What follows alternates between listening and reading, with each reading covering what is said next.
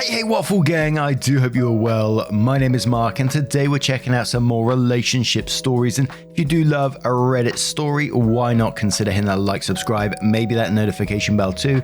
Hugely helps out the channel. I never expected it either. And let's crack on with today's first story, so thank you very much. Much love to you as well. Now, our first story comes from a throwaway account who says, "Am I the buttface for being upset by a friend who has become close friends with my high school bully who palmed me in the face? I, 25 female, was severely bullied throughout middle school by Edward, 24 male.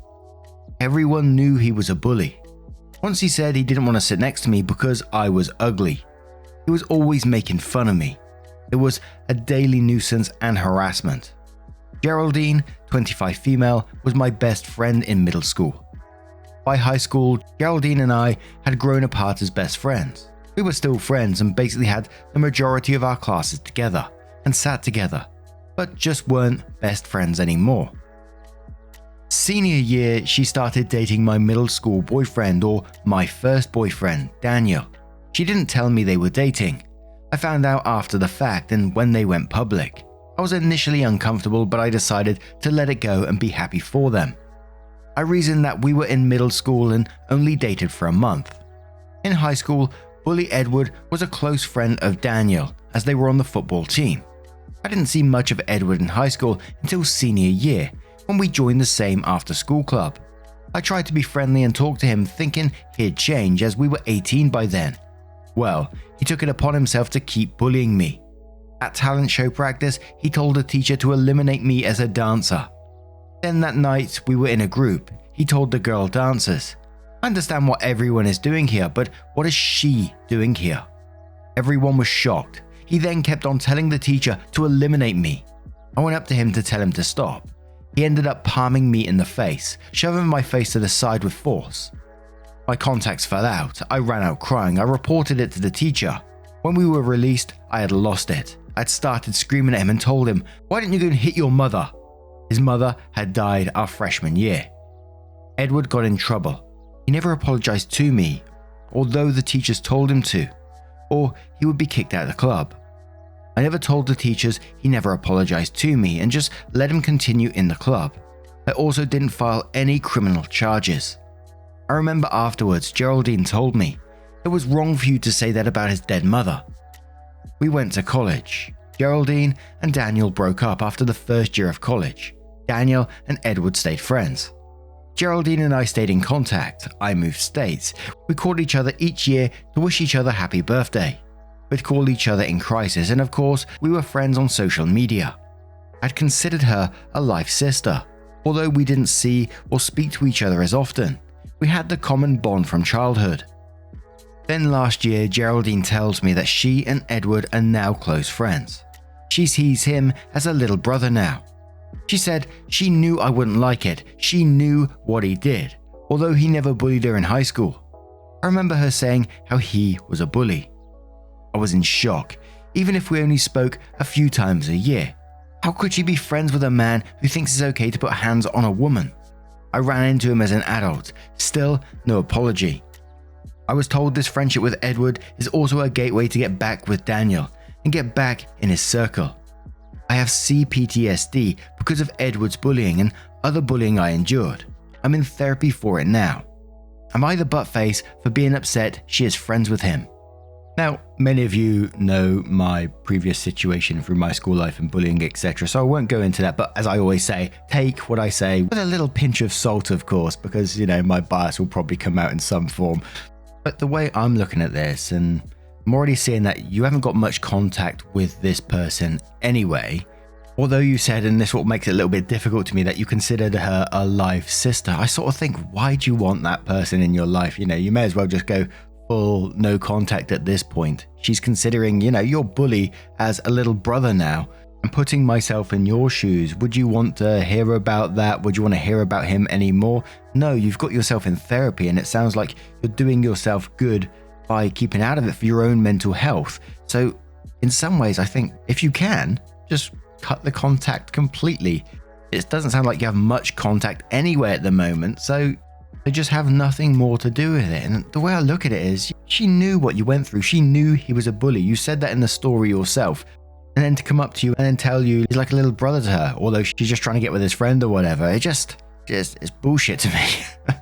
Just doesn't really strike me as something a friend would do. But before we get to the update, Al's in trouble says, not the buttface. And if it were me, I'd tell her what a contemptible piece of shit she is. And mark my word, she is. She's using him to get close to an old boyfriend who is in a relationship. Just what about this person screams at you, be my friend? Move on and let go of all these people.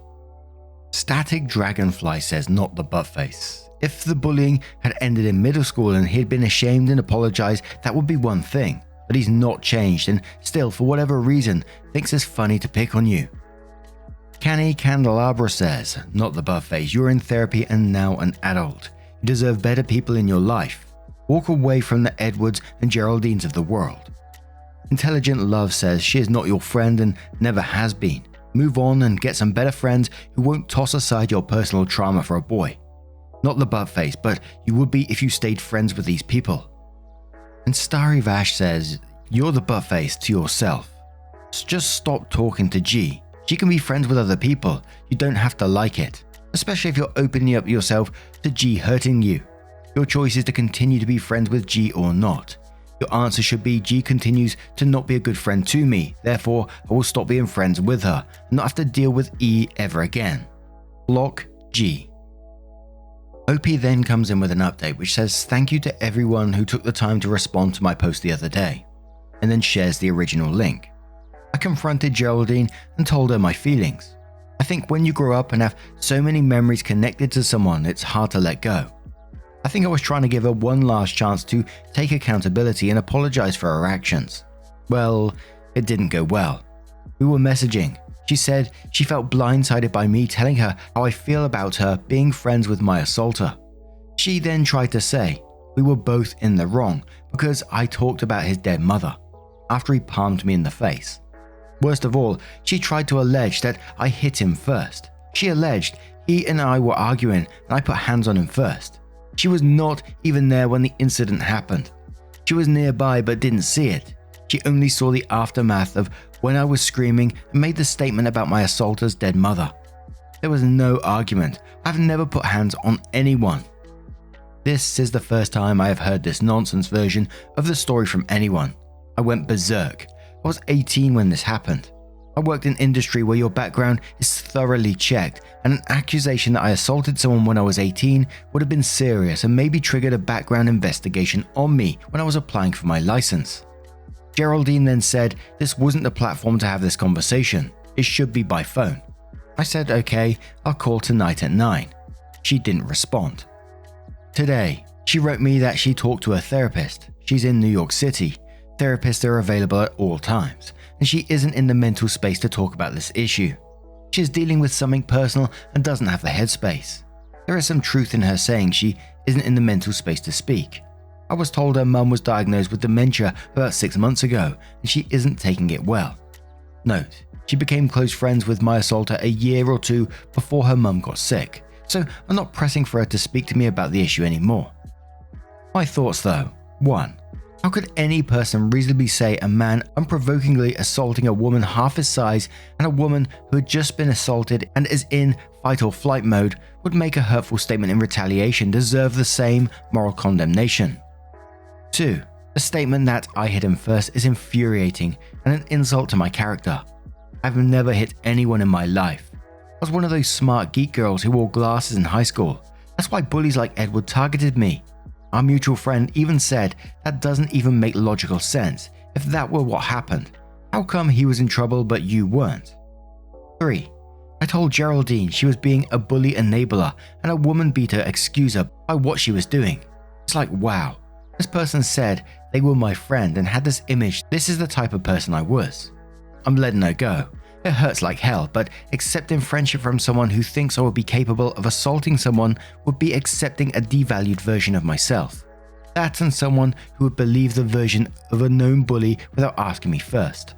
I also don't understand how she could be so oblivious to basic and logical conclusions. Second edit. I also know how she spoke to our mutual friend about it today, and Geraldine allegedly replied to my remark that she chose the bully's side by saying, "Maybe I was on my man's side." She means Daniel, her ex-boyfriend who was close friends with bully Edward and the reason she befriended Edward. She also told our mutual friend that my comment to her that she was a bully enabler and woman beater excuser was piercing. Her dad used to beat up her mum. He died when she was 3, but she knows about it. Comments, thoughts and replies on the update are greatly welcomed and appreciated. And I still stand by what I say in the first part of the story, and I think OP needs to move on from this, move on with their life and get away from these people. They don't sound healthy for their own mental health. OP's in therapy because of what one of these people did, and I think including this friend, who doesn't really seem like much of a friend to me, is just introducing some of this drama back in, which I don't think OP really needs or wants right now. But that's just me. What do you guys make of this story? Let me know your thoughts down in the comments below, and let's move on to another one.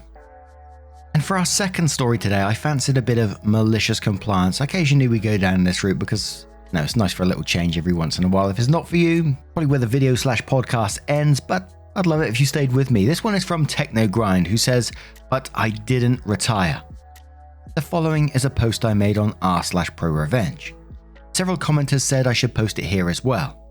I suppose it's actually a reverse case of malicious compliance, since it's a troublesome employee who gets their well-deserved comeuppance when her boss decides to go strictly by the book. So here it is, copied and pasted below. My friend, I call her Sally, worked at a travel agency in British Columbia, Canada. It was a small, owner-operated business with the owner and 3 employees, including my friend. Everyone worked Monday to Friday, 9 a.m. to 5 p.m. One of my friend's co-workers, I call her Jane, an older woman in her early to mid-60s, was a long-time nuisance employee. Among other sketchy behavior, Jane was always scamming ways to take time off over and above her official paid vacation time. In order to make up for the lost hours, she would claim overtime hours/pay by supposedly going into the office in her off hours to finish up work without being requested by the owner to do so. Despite being caught in her own lies on a number of occasions and being warned about trying to claim for unsanctioned overtime, the owner of the travel agency was reluctant to officially reprimand Jane or get rid of her. The reason being is the owner discovered after she had hired Jane that Jane had actually been fired from her previous job at another local travel agency for pulling the same stunts. However, Jane had sued her former employer for unfair dismissal and had won a settlement. After a few years of my friend Sandy working at the travel agency, the owner was ready to retire and offered to sell the business to my friend. Sandy took her up on the deal and took over the business while keeping on Jane and the other employee. Once again, just as the previous owner was afraid to get rid of Jane, so was Sandy for fear of being sued. When Sandy took over the business, she instituted guidelines regarding taking time off, and she established an official no overtime policy. Jane would still try with her shenanigans, but was far less successful in getting what she wanted with my friend in charge. However, Jane still had one trick up her sleeve when she wanted to take time off on a whim. Sandy was a divorced single mum of 2 boys who were heavily involved in youth hockey. She would sometimes leave the office an hour or 2 before closing to get her boys to hockey practice or a game. In order to avoid requesting in person and potentially being denied, Jane would wait for Sandy to be out of the office to book a day off if she didn't feel like coming into work or had made plans. Sandy would then arrive at work the next morning only to discover that Jane wasn't coming in. Despite this happening a number of times, Sandy would usually let it slide since there was now a definite no overtime policy.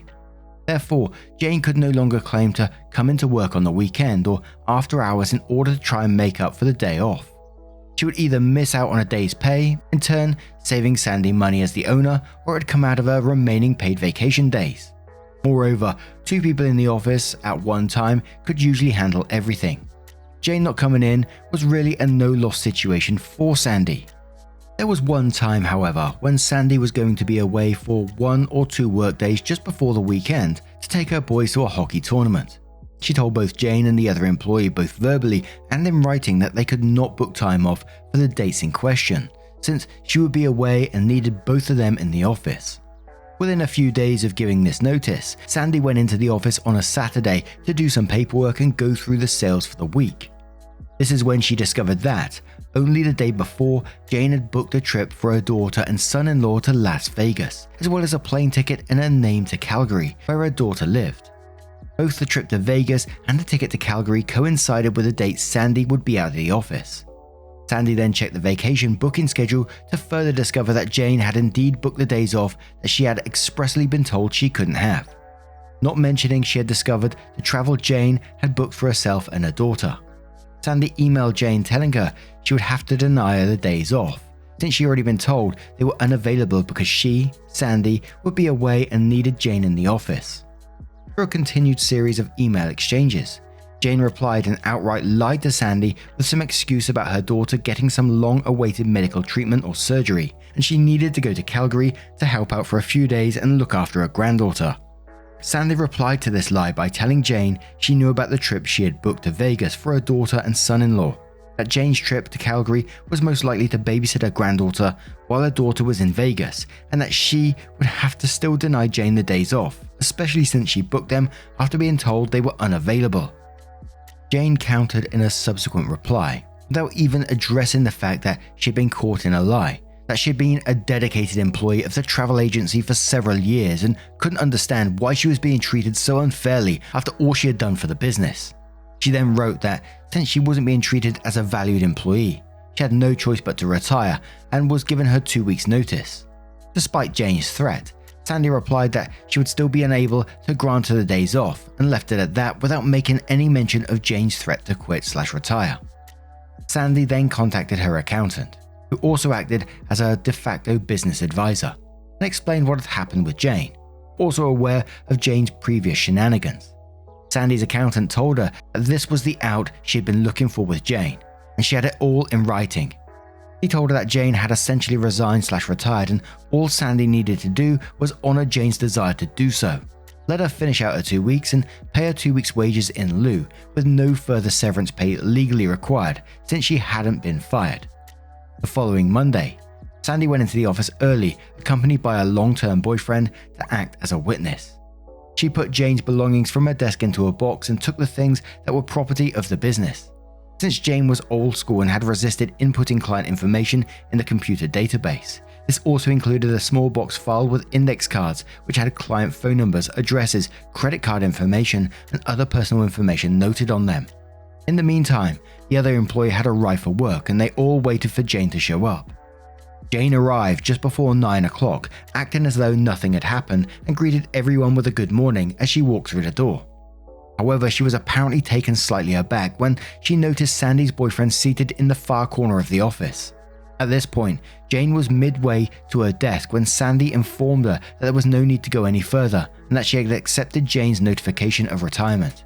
She then handed Jane a check compensating her for the hours she had worked in the current pay period, as well as 2 weeks' wages in lieu of Jane finishing out her final 2 weeks before her retirement. Jane was dumbfounded and went into panic mode. "But I didn't retire. I'm not ready to retire." Sandy responded that indeed she had retired, given a notice and had proof of it in writing. All Jane could do was continue repeating, "But I didn't retire. I'm not ready to retire," while unsuccessfully attempting to get support of the other employee, who refused to come to her defense. Sandy then pointed to the box containing Jane's belongings, wished her a happy retirement, and told her to leave the office. Jane quickly rifled through the box and noticed that the small box containing the index cards with client information was not there. She insisted that Sandy return it to her, which Sandy refused to do, explaining it was property of the business, contained personal client information, and that she would be in violation of Canadian privacy laws if she would let Jane to take it. Jane's shock had now turned into obstinance, and she refused to leave without the box. Both the other employee and Sandy's boyfriend had started to get involved, repeatedly telling Jane to just leave. Sandy then informed Jane that if she didn't leave, they would have to call RCMP, Canadian Police, at which point Sandy's boyfriend dialed 911 to inform the dispatcher of a disgruntled former employee at XYZ Travel Agency who was refusing to leave the premises. Within a few minutes, 2 police officers arrived and Jane immediately ran to the door, ranting about being fired about the missing box of client info. In order to de-escalate the situation, one police officer told Jane to come outside and explain to him her side of the story. The other officer remained in the office to hear Sandy's side of the story, agreeing that Jane was not legally entitled to the box of client info. The other officer then re-entered the business and told Jane to wait outside. He said that Jane was insisting that Sandy was holding onto her personal belongings, namely a box of important information. Both Sandy and the officer who had spoken to her explained the contents of the box to the other officer, who in turn agreed it was not Jane's property. The police officers then picked up the larger box of Jane's personal belongings, took it outside to Jane and told her she needed to go home. To rub salt in Jane's wounds, the next day, Sandy put up a large sign in the window of the business congratulating Jane on her retirement, and even put a small announcement in the local newspaper doing the same thing. The icing on the piece of revenge cake was Sandy. When filling out the necessary government forms for when an employee quits/gets fired/retires, made sure to check the box labeled retired for the reason for Jane no longer being employed. By doing so, Jane was ineligible to collect unemployment insurance benefits. I never understand how people get so comfortable in a position that they think, threatening to quit or retire or whatever is going to send them into panic mode. I've actually seen this personally in a job before. When I used to work at the greetings card company and I was in an office with about 5 other people, and one of the gentlemen there had been there for about 20 odd years, and he was getting fed up with the way things were being run, etc. And he eventually handed over a letter to the manager of the office saying, "I'm quitting because this is not good enough." And then the rest of the next couple of weeks was bringing up various issues, why he doesn't like the way things being run, and was being just really snotty to everyone, trying to get his point across. And nothing was said, nothing changed. I mean, the business was awful anyway, but at the end of the 2 weeks, they escorted him out of the building and he had a shocked Pikachu face. I was like, come on now. I did feel sorry for him in some ways, but holy moly. But now I'm going to turn this one to you guys. What do you guys make of this situation? Have you ever known anyone who's tried, this threat of quitting or threat of retiring before? Did it work out for them? Did it not? Let us know your thoughts down in the comments below. Now, as always, a huge thank you from the bottom of my heart for joining me today, for showing your love to one another, the stories, the OPs. Everything is absolutely amazing. And at the end of the video, there will be a couple of playlists there for you to click on. Let's scroll through all the various stories for you. So if you want to just get involved further, it's a great way to help out as well. Thank you so much, and hopefully I will see you in the next one. Take care, and much love. Wake up, get up, stretch my legs, eat some breakfast, milk and eggs, brush my teeth up, wash my face, throw my clothes on, start my day. Wake up, I can smell the smoke from the bacon. Let's go, see the sun shining from the windows. Okay, I know that today